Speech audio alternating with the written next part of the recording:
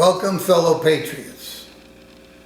This is author Larry, and my channel is called Patriotic Ideals.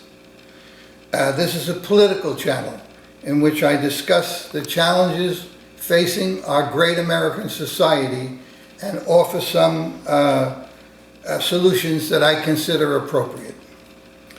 If you like this content, please give this video a like and subscribe to my channel. It's absolutely free, and your support will help grow my channel.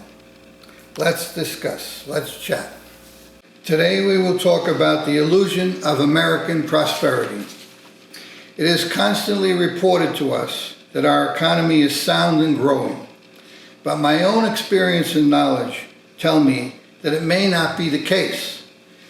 This episode may inspire more Americans to think more intuitively about government interference in the economy and what it reports to us about financial conditions in our daily lives. Despite brief interludes of recession, our government reports to us that our economy is healthy and growing and always has been. I was born in 1939, grew up in the 1950s, and I was educated in the 1950s and 1960s. I consider myself to have been a student of the economy, government, and changes in social structure of the United States for the last 60 years.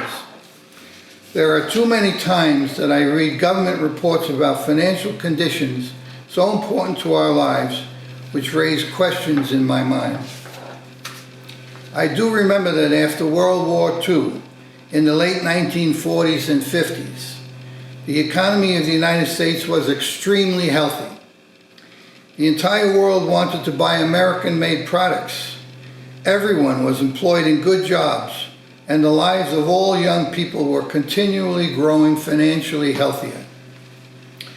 It is my belief, however, that what I have witnessed in my lifetime is a continual decline in the economy of our country since the 1960s. If 120 million people were employed when the population was 180 million, and 140 million are employed today, while the population has grown to 330 million, how could everyone be doing well? How could we have full employment as is being reported? It seems that at least 190 million people would have to be working today to have comparable full employment. If we produced and sold 17 million vehicles in the United States when the population was 180 million, and we sell the same number or less today, of which the parts are all made in foreign countries, to a much larger population, how is this economic growth? I think everyone knows today that nothing is manufactured in our country anymore. In fact, we probably produce much less of what we eat also. The dramatic inflation of the 1970s, which I believe was caused by government interference in the economy, coupled by the highest taxes on corporations in the world at the time, created a massive flow of jobs out of our country and into other nations. After 1980, the outflow of jobs was temporarily suspended by Reaganomics and tax reductions. But again in the Clinton era, new trade agreements that opened new trade with other countries began a new shift of millions more jobs to China, India, Mexico, Canada, and other countries. These massive transfers of jobs to overseas countries, primarily caused by our own government interfering in the economy, represents a huge transfer of wealth from the middle class of the United States to the middle classes of other countries. That loss can be measured by the incredible trade deficits we have incurred, which began in the 1970s. Initial trade deficits may have been counted in the many billions, but today's trade deficits have been $1 trillion or more annually for many years. These deficits do not measure losses to the wealthy in our country who are getting wealthier. They are losses to our working middle class. If these reductions in economic activity have truly taken place here, how can it be then that the government continually reports to us increases in gross national product? Well, there is, of course, inflation. If the numbers are not properly adjusted for inflation, which was very high in the 1970s, we could be reporting imaginary growth. I remember that I paid $2,866 for my first new car in 1966, which was a Chevrolet Impala. That same car today would cost about $45,000, which is an increase of about 10% compounded annually since that time. Everything we use, drive, and eat today has escalated in price at a similar rate. If we counted true economic activity in units produced instead of dollars, we would see that true economic activity is much less today than it was many years ago in the United States of America. Money borrowed and spent by government artificially inflates gross national product and is also inflationary. Government debt has recently increased to about $35 trillion, practically all of which was borrowed and spent since the year 2000. It is likely then that our economy has been in depression since 2000. In fact, because of the huge inflation of the 1970s, is it not also possible that the United States economy has been in depression since 1970?